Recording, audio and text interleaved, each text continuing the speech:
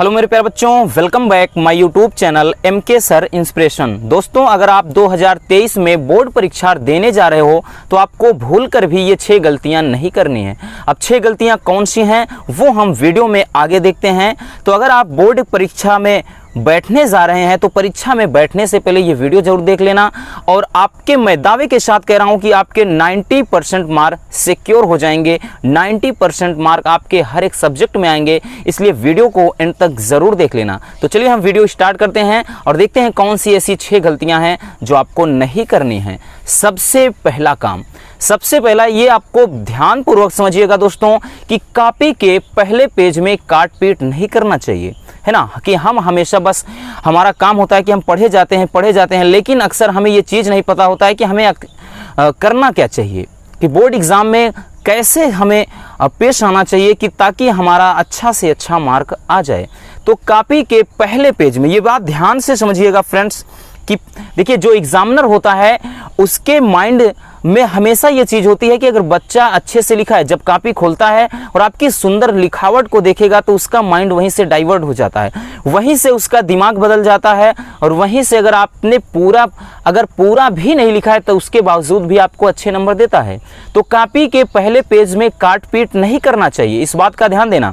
और जिस प्रश्न का उत्तर अच्छे से याद हो उसको ही पहले पेज से शुरू करना चाहिए।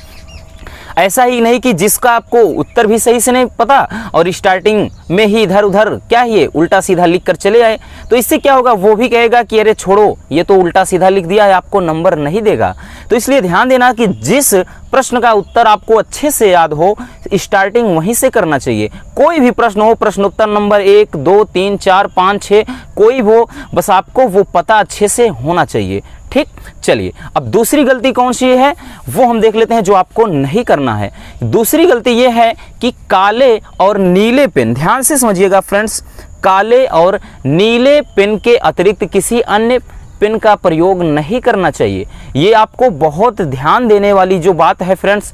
आपको जो लाल है तो लाल कलम का इस्तेमाल नहीं करना है, हरे का इस्तेमाल नहीं करना है, गुलाबी का। तो ध्यान से समझना, बहुत स्टूडेंट होते हैं कि वो ये चाहते हैं कि ज़्यादा से ज़्यादा उनकी जो लिखावट सुंदर लगे तो वो बहुत ज़्यादा रंगीन पेन का इस्तेमाल करते हैं, लाल, हरा, गुलाबी, पीला।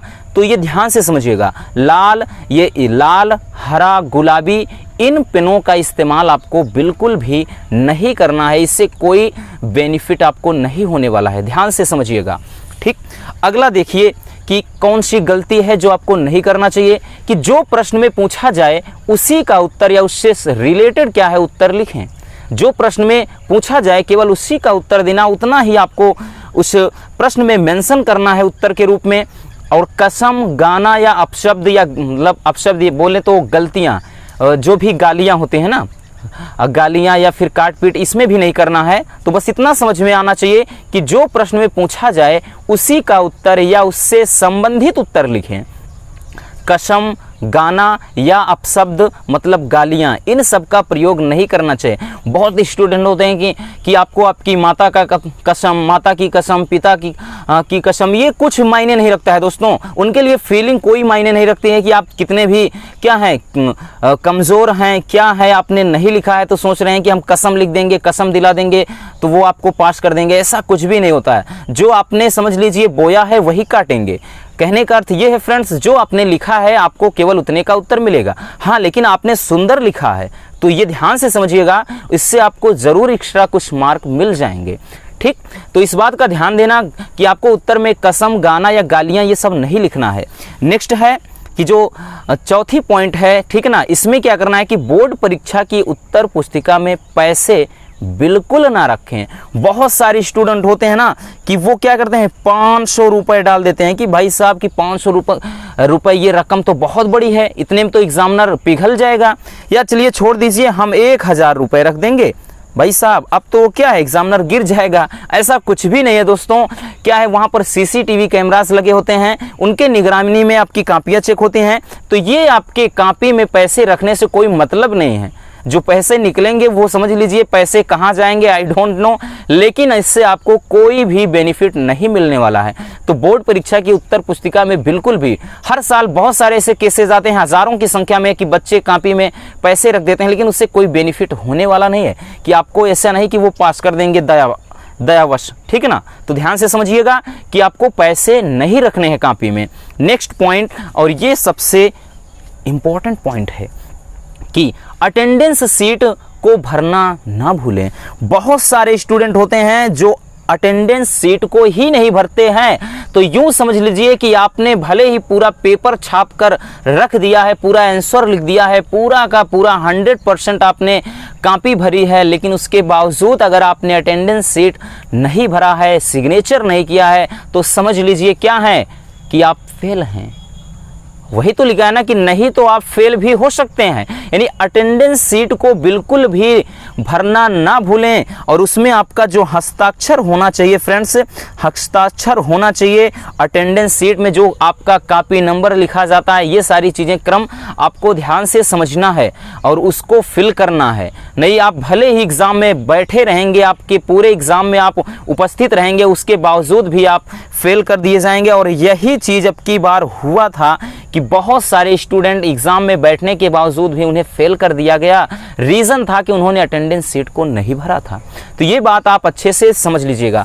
नेक्स्ट, और जो सबसे ज़्यादा ज़रूरी ये भी होता है कि अगर आपको मान लेते हैं कि कोई क्वेश्चन ही नहीं आ रहा है, हमने देखिए बहुत सारे स्टूडेंट होते हैं कि जो आ रहा है, जो नहीं आ रहा है छोड़ देते हैं, अरे बोलते हैं कि जाने दो, क्या मतलब है। तो किसी भी प्रश्न को ना छोड़ें। अगर उस प्रश्न का उत्तर नहीं पता तो उससे संबंधित उत्तर लिखें। इस बात पे हमने पहले भी मेंशन किया है कि कोई भी प्रश्न हो फ्रेंड्स, ऐसा नहीं है कि माइनस मार्किंग एग्जाम होगा और आप फेल कर दिए जाएंगे, कि आपके नंबर काट लिए जाएंगे, ऐसा कुछ भी नहीं है। माइनस मार्किंग तो है नहीं, निगेटिव मार्किंग तो है नहीं वहाँ पर। तो इसलिए कोशिश ये रहनी चाहिए कि आप पूरे के पूरे क्वेश्चन को अटेंड करें, पूरे क्वेश्चन को सॉल्व करें, ठीक।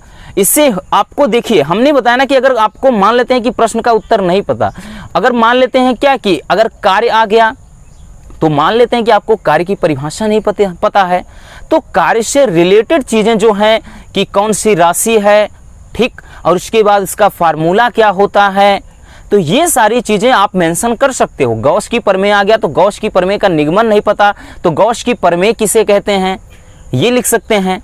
ये चीज़ें आप ध्यान में रखिएगा, और उससे संबंधित कोई भी चीज़ आप कोई भी उत्तर लिख दीजिए। कहीं ना कहीं क्वेश्चन अगर वो मान लेते हैं 4 नंबर का क्वेश्चन है, तो कहीं ना कहीं एग्जामिनर 1 या 2 नंबर तो दे सकता है ना। ये चीज़ आपको ध्यान में रखना है, और साथ ही साथ जितना हो सके आपको सुंदर लिखने का प्रयास करना है। तो ये आपको 6 गलतियां फ्रेंड्स नहीं करनी है। उम्मीद करता हूं कि ये वीडियो आपको बहुत ही पसंद आई होगी। अगर वीडियो पसंद आई तो प्लीज़ इस वीडियो को लाइक कर देना, नए हैं तो चैनल को सब्सक्राइब जरूर कर दीजिए। मिलते हैं किसी और ऐसे मजेदार टॉपिक के साथ। जय हिंद।